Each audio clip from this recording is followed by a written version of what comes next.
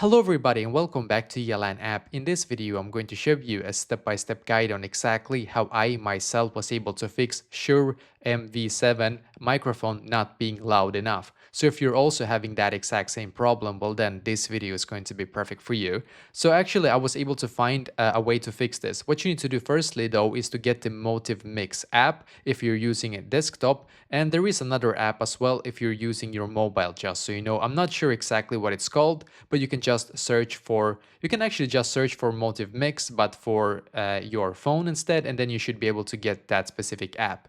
And now when you're on the app itself, then what you're going to do, you're going to click on Mixer right here, and you should be able to view right here. It says input Shure MV7 microphone right here, as you can see. So basically, if it's not loud enough, there is one reason for it most likely, and it is this one right here. So if you actually take this one and you drag it like all the way up, for example, or as I have it right here, this actually affects how loud it is. So basically, if you turn it way up right here, it's going to be very loud, but if you have it somewhere here or here, it's not even possible to hear you, just so you know. You have to basically scream, and even if you do scream, it's probably not going to be loud either, just so you know.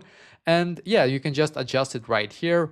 And when you have adjusted it, then you can try once again. And by the way, if you're using another app to record, I would suggest to you to use their official app right here. Or like, yeah, as you can see, the Motive Mix, they actually have the recorder right here. So I am right now recording my voice right here. You can see it. And I think it works like great. When I use another app, sometimes it's not as great. So this one is probably the best to use, to be honest. And yeah, basically this is exactly how I fixed it myself.